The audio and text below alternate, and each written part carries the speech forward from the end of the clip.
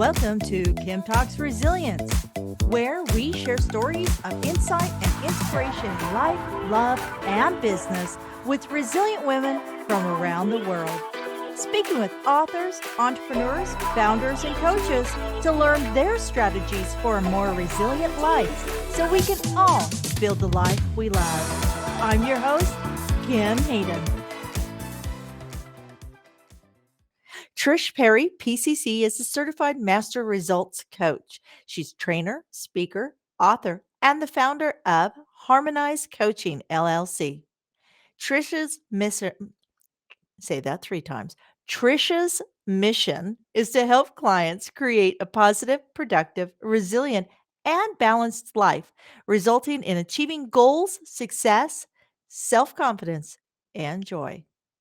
She lives in Minneapolis with her husband, Jay, of 30 plus years. There are 3 wonderful children. She has a son in law, a daughter in law, and 3 dogs, plus many god dogs. These dogs that have gone to heaven. She is a definite dog lover.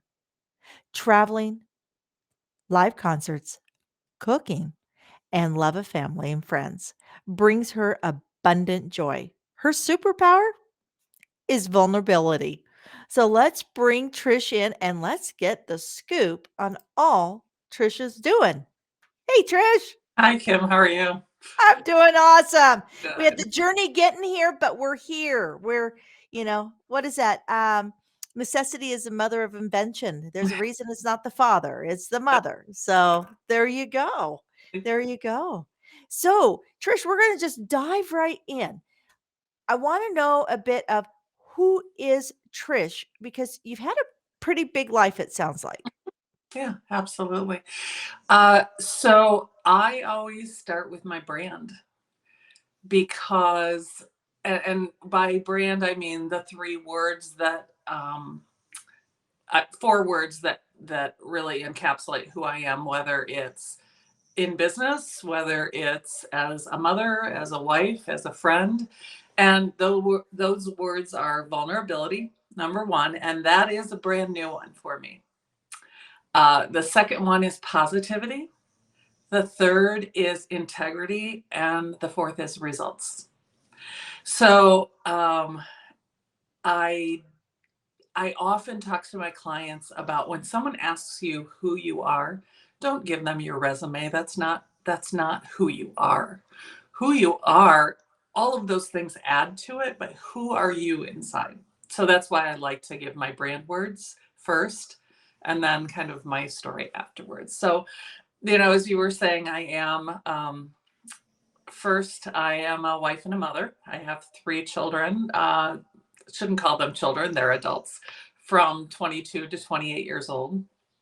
I started my career in corporate. I was a leader at Target for 20 years, went to another company, and through a series of adversities, I left the corporate world and was planning on going back and took coaching, my coaching certification to bring back to corporate, to give corporate a reason that I, quote unquote, left corporate, and I wanted to prove that I had done something in that time. And I'll tell you that story later. And it was when I got my coaching certification and then my mastery that I realized that was my calling. So that's what I do in my 9-to-5 job, if you will, is that I'm a results coach, and I help people to find their self-confidence, to find their direction, and to find their balance again. And I put joy in there because a lot of people are successful and they don't have joy in their life. And I would argue that you're not successful unless you have joy in your life. If that makes sense. It makes absolute sense. And something just dawned on me. Coaching in itself has pretty much blown up in the last 10, 15, 20 years. Mm-hmm. And it just dawned on me, is it just a Is it just coincidental that it coincides with the evolution of social media?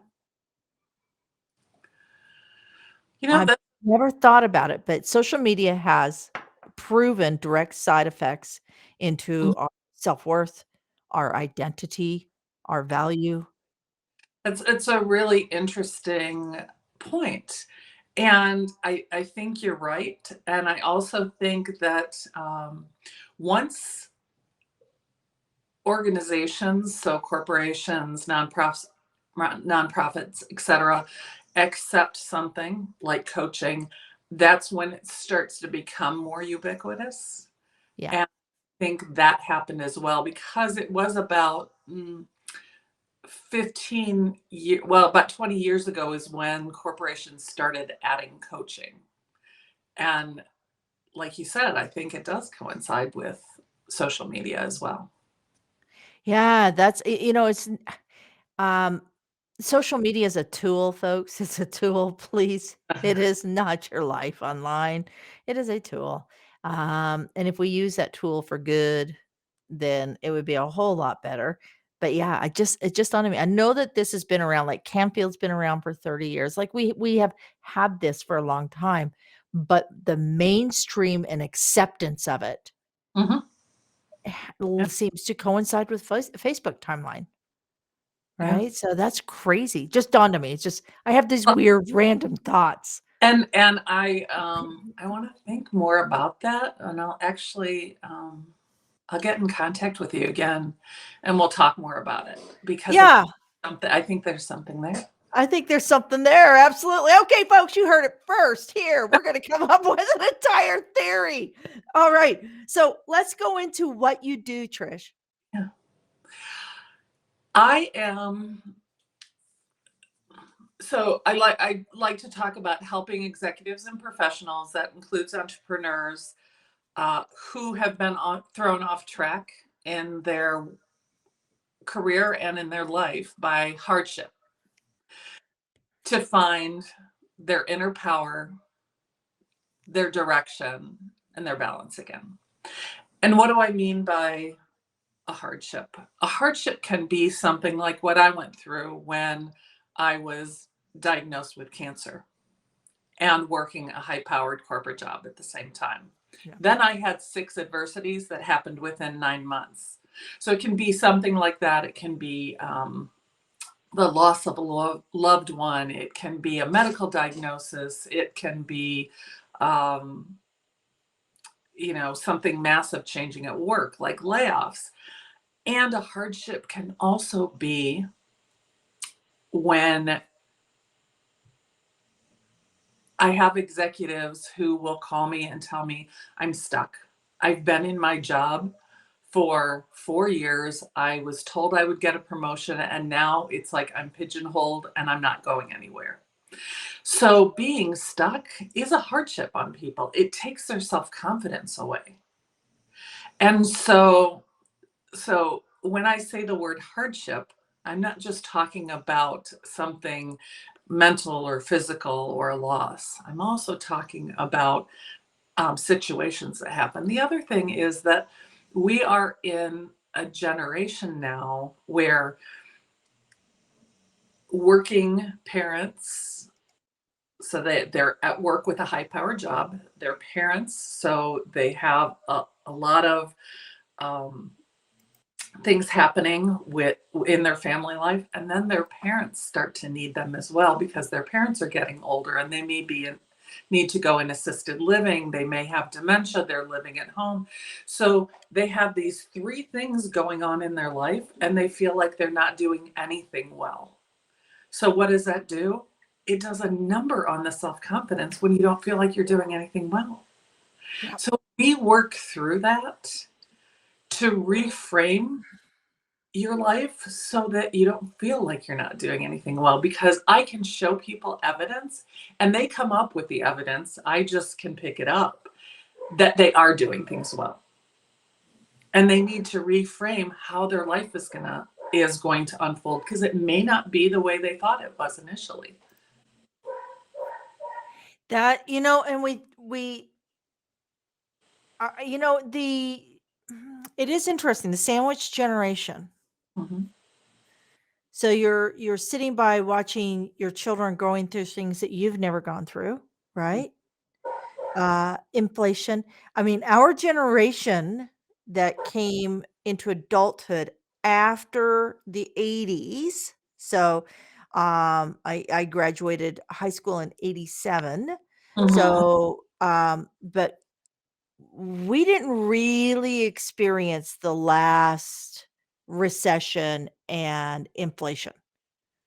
So we have sat here in this space. Our young adult children Mhm. are experiencing a very different world. So we're trying to navigate that. And then we're working to navigate our parents who need our assistance. Mhm. Yep. Um, all while trying to figure out this new world where 30% of us will never go back to a formal workspace. So how do you connect with your coworkers when you're not doing Monday donuts or team building Thursdays because you're no longer next door in the next office or on the same floor as the people you're working with? So like this is I think that we're seeing a lot of people between the ages of like 40 and 60 that are really, really struggling. We've dealt with the reality of COVID, killing off our parents or endangering our aunts and uncles. We've had because that they were in that age demographic, right? Whether or not you believe in it. So I think there's a lot of dysregulation Mhm. right now for this, and we're the ones that's supposed to be able to keep it all together. Mhm. And so, um, I talk a lot about reframing, a lot about reframing. So I'm going to give you one example, and I actually have in May a program for 4 weeks about reframing and reframing different pieces. The reframing I'm going to give you right now is failure. So, failure is a word. We put meaning to it, right? And failure, as we've gotten older and as we're in the workplace, is usually considered fatal. So, no one wants to fail. So, what do? We try and stay safe, right? I will tell you my opinion that we were born a trial and error species. We were born to fail Yep. because with failure comes learning. So Mhm. I always ask people to think about watching a child walk, watching them learn to walk. You can't teach a child how to walk. You can try and tell them, but they're at such an age where they don't understand all your words, right? So if you watch a child walk, what do? They pull up, they let go, they fall down. That goes on until they get their center of balance. Now they figured out, oh, I've got this. They take one step forward, their center of balance is off. Yep. So it happens again. They fall, they get up, they try again. What are they doing? They're trying, they're failing, they're learning, and then they're trying again with more information. And eventually, that more information lets them walk. Yet, once they go up or down a hill, their center of balance is off again. So, even though they can walk, when the situation changes, they go through trying, failing, and learning all over again. What child do you know that is not the best athlete, the best singer, the best actor? They're the best artist. When they're babies, toddlers, they're great at everything, they think. And then they go to school and they start learning, okay, there's a right way and a wrong way. Some people are good at things, some people are not. If you don't do it the way we say, then it's not good. Think about learning to write and having to follow all the dots. There was a certain way to write. And so that's when we start learning that, oh, there's a good way and a bad way. There's Yeah. success and there's failure. And that just continues throughout as we become an adult. And by the time we're an adult, failure is fatal. Yeah. So Well, And what that does is, if you truly want creativity, innovation, growth, and success, you have to fail. Oh, you have to fail. It's growing pains. Your Right. kid won't get to full size without having, "Mom, my feet hurt. Mom, my hip hurt. Mom, my ribs hurt." Right. These are growing pains. Right. If you are sitting comfortable, you are not growing. No, you're not. You're Not not. growing. And Edison said he did not fail 10,000 times. He found 10,000 ways the light bulb would not work. And thank God he found those 10,000 times. Right. Although I'm at an age where I do look better in the dark half the time. See, you're in a northern climate, you'll get this. Everybody goes, "My gosh, how can you live in the snowdrifts all the time?" And it's like, yeah, well, I'm at an age where I look far better layered than I do naked. So I'm good with it. There, there So you go. what I find interesting what you just said was when we go to school, that's also when the comparison Mm-hmm. mindset sets in. Absolutely.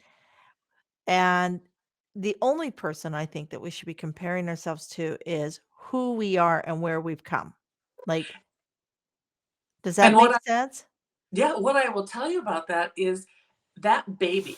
So let's go back to the baby situation. At no point did that baby say, "I suck at this walking thing, I quit." No. Never in human history has that happened. And never in human history. So let's say I'm 13 months and you're my best friend, right?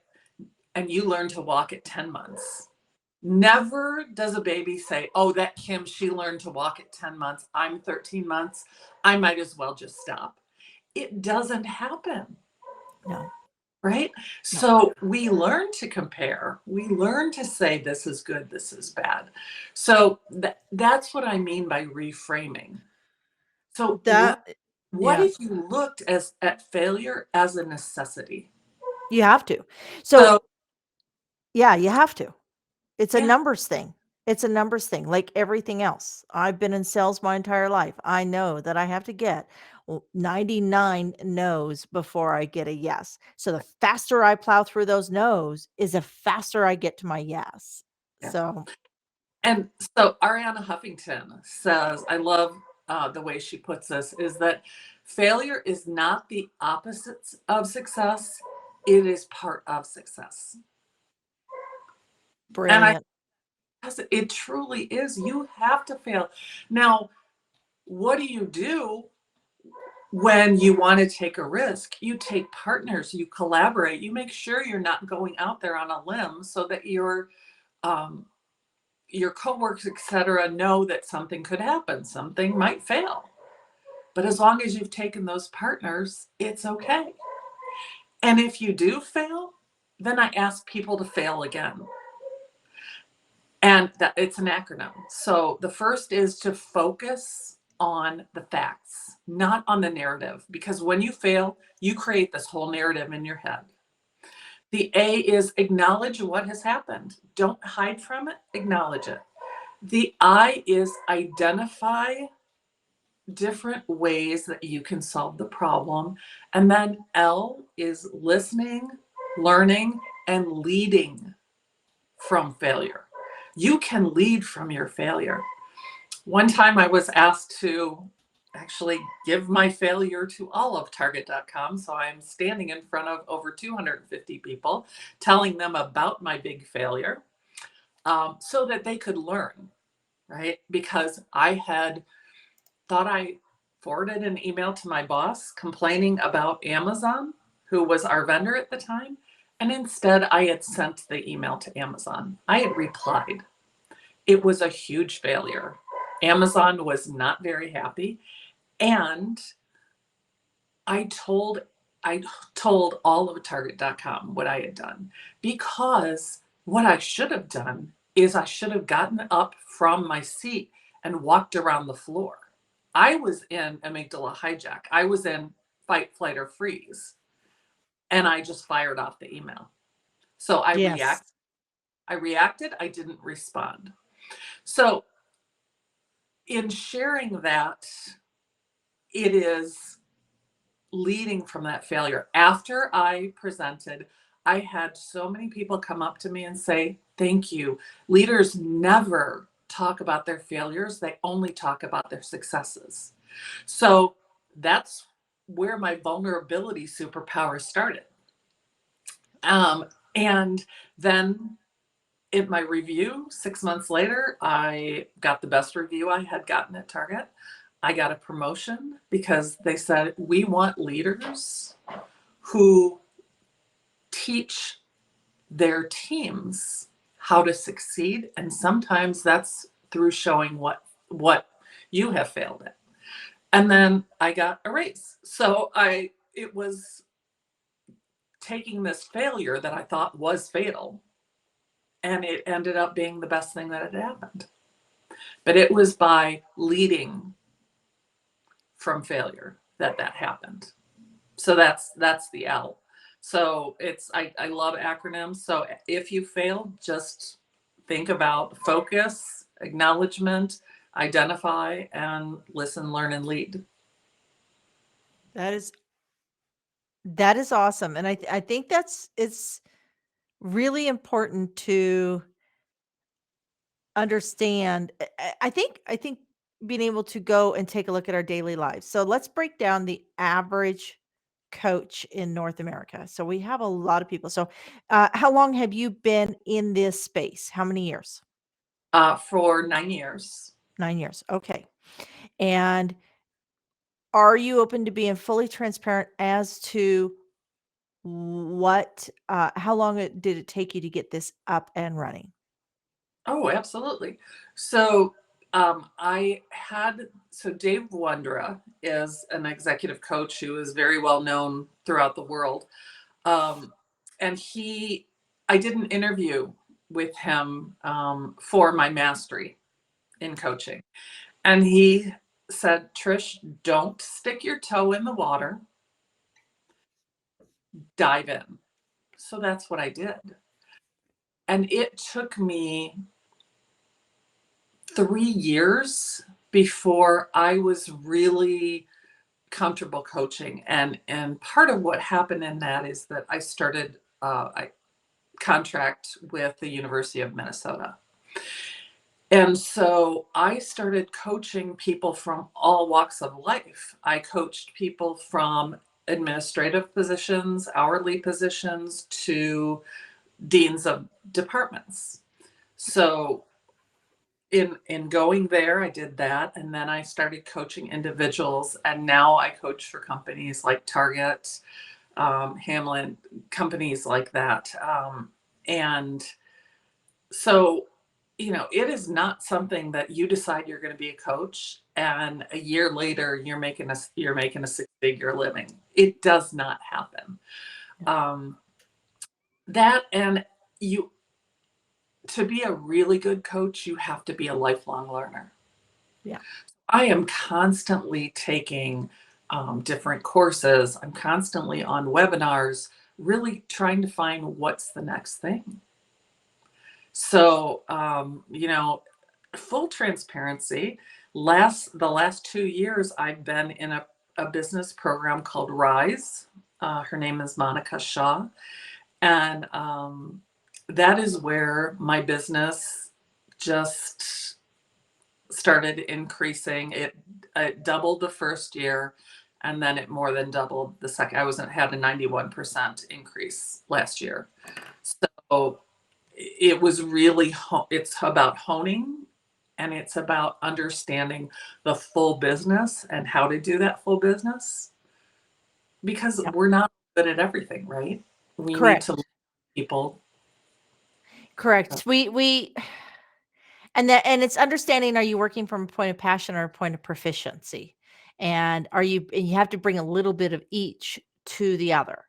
Right. Um, and I have the same challenges. I have the exact same challenges. I have a passion for podcasting, and over the last 250 episodes and 48 step program and everything, I have become very proficient with it with it. Within real estate, I was once very passionate about it, but I've never lost my proficiency. So it's knowing, I guess, where you lie. And I think, and I appreciate your transparency in that response, because I meet a lot of people, a lot of women that are going into the coaching space that we need in the coaching space, because here's the reality. The stages are still predominantly male. The Yeah, top coaches listed on Google are predominantly male. correct. And the only way we're going to start um, creating equalization within those numbers is for us to collaborate and support and encourage each other to grow, versus being afraid that there's only 3 spots on that stage, so I can't help any other woman because there's only 3 spots on the stage. Instead, we go, if I team up with all these women and we work together and we support each other and we help each other grow, then why don't we just take half the stage and have 5 spots? And I love that you said that, because I talk about this all the time, and it's what I love about being in coaching versus some of my other positions I've had in the past. And that is, coaching in general comes from a place of abundance versus a place of scarcity. Yeah.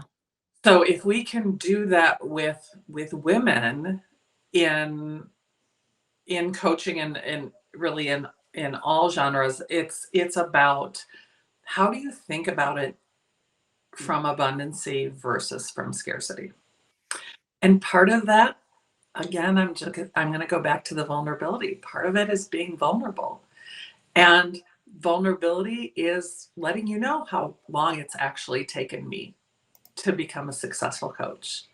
I would never have told you that went back in my corporate years. And that's, my book is called Real, Raw, and Relatable: Corporate Badass Mom to Zen Mom. And those were my son's words, corporate badass mom to Zen mom. But when I was in corporate, vulnerability was akin to being weak. And I got that from my dad, who was a full colonel in the Army. You never want to be vulnerable in the military, Yep. right? So that's where I learned it from. So I wish I would have known how powerful vulnerability can actually be. And I think people need to really understand that the first 36 months of doing something, if you haven't, think of it like a doctor. You go to school, you get your degree, and then you have to go and follow people around for 4 years, Right? right? They're continuing to learn. And this is really important because um you got to give yourself your practitioner time. Give yourself that 3 years of actually doing the work without any of the glory and most likely without the pay. Right? And this is, not saying nobody wants to be, nobody wants an intern at a hospital doing their heart surgery. But at some point in time, the intern has to learn so he can become the master. Right? And Absolutely. so your first 3 years, folks, and I think it's awesome if you're going in this with incredible confidence and everybody will learn from you and you are so ready. And that's awesome. However, if you're coming from the corporate world and you're coming into what you're going to coach from proficiency, my guess is you don't know all the tools that are being used in the entrepreneurship world. You don't understand ClickFunnels. You don't understand the movement of Google Docs. You do not understand how to set up your own Calendly setups because you've used an internal set of systems. Right? And Absolutely. so these are the things I'm seeing out there. So in your coaching, I want to throw one more question at you. In your coaching, Mhm. and you're talking to these people who are building a new business, Mhm. or they're working on their mission and their vision of solidifying the business that they believe they should be in. What is Mhm. one actionable step if somebody is stuck right now? They've got one or two one-on-one clients. They're still at that average of 50,000 a year, which 33 of it goes into the operations and taxations. So they're really not truly making money. What Mhm. is one actionable step that they could implement today that could help them move forward? So this is going to sound very strange. And I fought this forever. Um, but my question is, how are you getting in front of your audience? You have a few clients and it's really more referrals and word of mouth, etc. You have to start speaking. You have to start getting in front of people. And when I say speaking, I'm talking about getting in front of, it can be 5 people. I don't care. Yeah, Eventually you'll have an age where you have 50 or 100 people that you're talking to, but you can do it in your living room. You can invite friends and family and start practicing what you're going to say. And there's a whole art to that piece. But truly getting in front of people, telling them what you do, telling them how you do it, and finding out what they're looking for is absolutely. one of the best ways to grow your clientele. And people will talk to you about social media and things like that, and that's all great. And I Yeah. agree with that. There are, and I It's could give you 10 different ways. yeah. But when I started this Rise program, and Monica was saying, I'm telling you, speaking is the number one Yep. way in front of clients. I was like, no, no, no, no, no. And the first year, I grew my business without doing a lot of speaking, but I did do something. I went to just about every networking meeting you could imagine. Yep. And And that's critical. So, 100 stages. You should set a goal of 100 stages. And a stage, like you say, can be one person. It could be a podcast. It could be, reaching out to your local chamber of commerce. It's joining all the different, women's groups you can, or business groups you can, going on Meetup. Um, I encourage everybody. One of my favorite easy read books, and we're going to go into books here in just a moment. One of my mhm, favorite easy read books is Bob Berg's Go Giver. It is and so I come from an entrepreneur sales background, and seven figure over seven. Oh, yeah, now, mine's right up there. I like love you. on my desk at any given time. I love you. Oh my gosh. Folks, if you have not read or listened to Go Giver, and I'm going to tell you, you need to do this. You need to listen to it. It's only like a 3.5 hour listen. It's not a long length listen. Go for a drive to a city that is 3 hours away from you, or an hour and a half away from you, that you've wanted to explore, that you have not taken time to do so. Find an attraction that is free, that you can walk through, whatever. Do something that is 90 minutes away. Listen to half of his book on the way there and listen to the other half of the book on the way back. And I will tell you why. Because right now, Patricia, how many conversations are going on in your head? Your husband had surgery. You have a pup that you have to pass on to the next life. You have two new puppies. You have three children, two in-laws. You have how many clients currently on your roster? I have 40 clients on my roster right now. Okay. So Patricia, in all reality, has 60 conversations going on in her world while she's in this conversation with me. I can tell you I have probably about the same. And then for those of you who are listening, I'm pretty sure you have the same. Mm-hmm. Yep. How do you stay present? How do you stay focused? How do you move forward? How do you not compare yourself? How do you these are the big things. And Bob Burke talks about the quintessential foundation of business. It's that communication, that conversation, and to the know, like, and trust. Know, like, trust. I telling you folks, residential real estate agent, I did not. This is before everything was online, and then partially while it was online. My biggest earning years were when funnels came in, and I never activated a single funnel. Every client I got was from an open house, an event I hosted, being available to our local political factions and community associations, um, you know, volunteerism. That's where all my business came from. And Kim, I want to add one thing that I think is really important is you can do all that and still not be successful because you have to have a really tight verbal message. Exactly.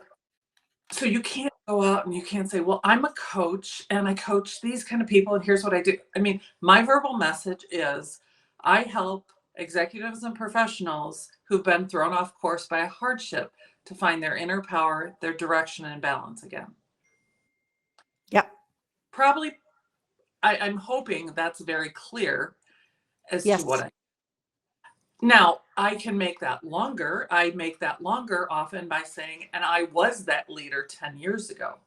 Yep. I was that leader 10 years ago because I was diagnosed with breast cancer. I had a double mastectomy. I went back to work to my boss saying, wow, it must have been nice to have 6 weeks off and do nothing but watch TV and read books. 2 weeks later, I got a phone call. My father, 91-year-old father, was in brain surgery and likely wasn't going to make it. He did, but then I had to be in Chicago to nurse him back to health. And my 9 months of hell ended with my sister dying of cancer. So I can tell that story, and then it's like, oh my God, yes, you can help people through hardships because you've been through them, right? But Yeah. that's my add-on. I don't always say that. It depends on how long I have with a person. But making sure you have that verbal message that is just crystal clear about what you do and who you help and how you help them. So that Absolutely. That is beautiful, and thank you for sharing that, because I think that is your story of resilience, because that is a lot of hits all at once. That is a absolutely. lot of hits. And I get it. I will tell you that, um, you know, there is a lot more to my story, and I'm very open about it. And it starts when I was sexually abused when I was 5, and when I was raped when I was 22, and having to take my mother off life support because a surgeon nicked her heart. And it goes on, right? It's about being laid off from a job you had for 20 years. And every one of those adversities has made me who I am right now. Absolutely. I would give anything to have my mother back. I can't. Yeah. So what I could do is I can say, okay, what did I learn from this experience? And how can I help others? And that's where, for me, the resilience comes. Absolutely, absolutely. A lot more commonalities here, Patricia, than you can believe. So I get exactly what you're saying, and I will. I'm going to say I heard a saying not too long ago from Lonnie Love at an event I did down in Phoenix. And Lonnie said, and I remember hearing her up on the stage. I'm running a media booth next to the stage, which, by the way, maybe not the best positioning for an interview booth next to a stage, just saying. Um, Lonnie Love said something very profound. A closed mouth never gets fed. So if you aren't speaking up, and somebody asked me, why are you doing what you're doing? And I said, I just need to be loud enough. I just being because there's a lot of people silent. Let's move into books. Okay. Share us a little bit about your book. Do you have a Uh, copy there where you can I show us? so this is the book, and I'm going to tell you a story about resiliency again, based on. So I want you to look at the cover because I'm going to tell you a story about it. But it's called Real Raw and Relatable: Corporate Badass Mom to Zen Mom. And so when my son was 22, he had come home from college, and we're sitting at the table, and I've been a coach for a few years by this time. And we're having hot chocolate, and he said, Mama, I'm really lucky because I've had two moms, a corporate badass mom and a Zen mom. Like, hold on. What are you talking about? He said, well, you were a corporate badass mom when we were growing up. You worked at Target. We learned our tenacity. We learned our work ethic. We learned to stand up for ourselves and others. We learned how to negotiate. And it was really hard. Remember high school? And I'm just shivers go down my spine when I think about that because it was one big argument. Because I was trying to control everything. Because if I could control things, life would be perfect, right? Well, it doesn't happen that way. But I truly thought it did happen that way because I was constantly reaching for something more. Now, I did win every award you could win at Target. So you would, this is where I say there's a difference between what looks like success and what is success, because success includes joy. And I didn't have the joy in my life. So then I was laid off. And then I went to another company, and he said, and Mama, it's when you got cancer, quit your job, and then Aunt Betsy died, and you became a coach, that you became a Zen mom. Again, what is a Zen mom? And he said, you're talking with me, not at me. And that's like out of the mouths of babes, right? I was like, and he was absolutely right. I was talking at people when I was in corporate. I talk with people now. I listen. And I ask questions more than I give advice. So at any rate, my book, so that's where the subtitle came from. I started writing a newsletter. And I think my last newsletter is a really good example. I wrote it on Sunday when I was trying to make the decision if we were going to put our 16-year-old dog to sleep. And I have a tool called facts versus narrative or story. And so I worked through the tool on Sunday while writing my newsletter. The facts, I had 10 facts about Murphy not being in the greatest of health and being in pain and not being able to walk. And then I started, okay, what is the story I'm making up in my head? And the story I was making up in my head was I was a bad mom dog if I put this dog to sleep, because as long as he was still eating, everything was fine. I was assuaging my guilt by not putting this dog to sleep, which is what he needs. He's not living a good life right now. And so in my newsletter, I made the decision to put our dog to sleep because I wanted people to see that even a coach can work through this and come to a decision. So that's what my newsletters are like. So another coach of mine sent me an email one time and said, Trish, the reason I read your emails every week is because they're real, raw, and relatable. So that became the name of my book. And my book is 52 of these newsletters that are written as stories. And then afterwards, there are questions, activities, and challenges. And there's a free downloadable journal because it's about it. I look at this as the vessel to open the stories of your life. How do you learn from the adversities that you've had? And how can you make changes? So that's my book. That is awesome. And I want to point something out that I don't even know if you noticed what you did here. I want every person to hear what Patricia said.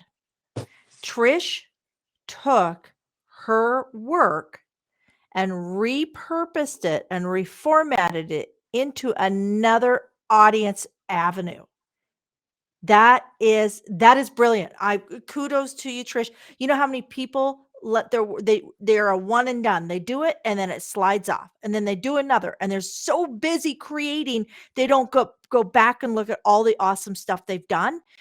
and reshare it and everything. I always say everybody should turn their newsletter into a podcast.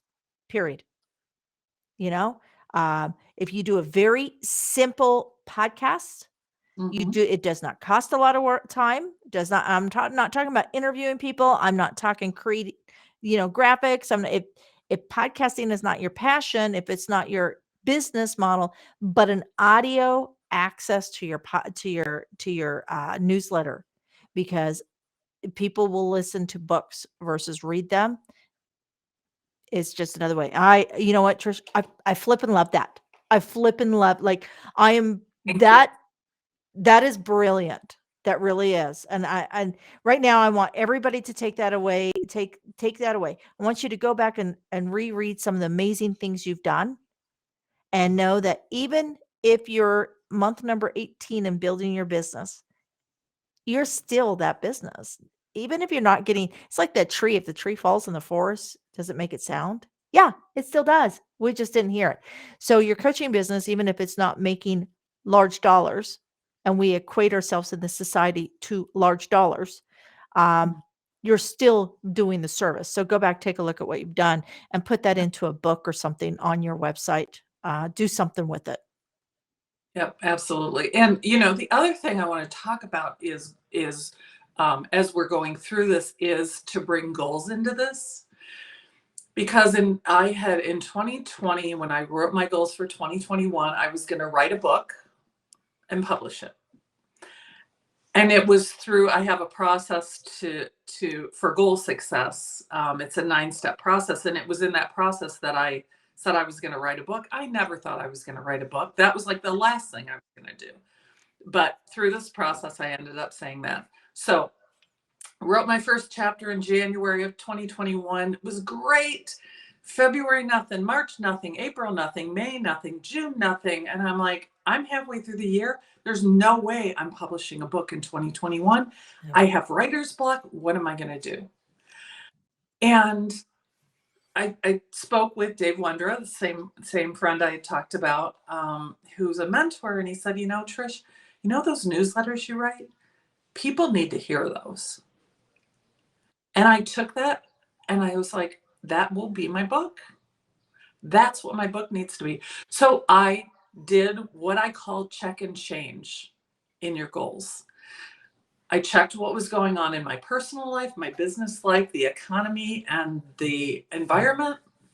And I was like, okay, 2021 is going to be about, what is my book going to be? How is it going to be laid out, et cetera, et cetera. I moved my date to 2022.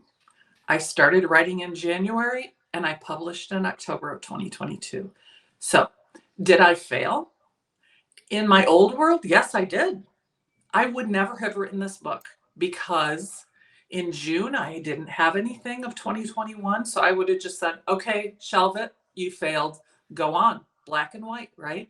It Yep. doesn't have to be black and white. If you check and change, things things happen all the time. Things change all the time. Your goals can change. They should change. And just as this one changed to another year, your goal can be raised. Your goal can be changed. Your goal can do a 180. So it's just something to think about. And that's part of being resilient. I absolutely, absolutely. Um, Check and change. And uh, it's every 90 days you need to do an assessment. It's not about throwing things out. It's about checking what you've got and changing the trajectory, right? I have the average book, just so you know, Trish, the average book statistically takes 5 years from inception to delivery. So you're still way ahead of the schedule. And people need to look what the stats are, and they need to know what the norms and the averages are. So if you're pushing for something that typically takes 5 years to do, and you say you're going to do it in 5 months, what is putting you in the position that you actually can do that in 5 months? Do you have nothing else on your plate? Are you sitting in a bubble? Are you already proficient within that space? Like, let's be real, folks. We're human. We're human. And so there's information for out there on nearly everything, find that information and go, I want to be a little above average. So, if it's 5 years, I'm going to do this in 2.5. And how do I get there?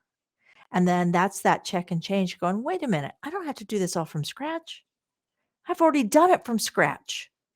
Let's just repurpose it so that that message can continue to grow. Yeah. So the interesting thing about that is, did it just take me 5 months to do it? No, because I had been writing those newsletters. So that was 18 months. So, I mean, and really, if you look at all of it, it was like a 2.5 year journey. So you still beat the odds. You I still still, beat the odds. but it wasn't 5 months. But you think Yep. about like all that you've learned, Mhm. all that you put into it. And so I love your message of repurposing. Yep. Because You so many times we just waste time doing what it's like, deal. yeah, you don't go and sew a dress and only wear it, well, unless it's a wedding dress. But you don't go and, put something together and only use it once. We repurpose it. I mean, think about it like the Thanksgiving turkey.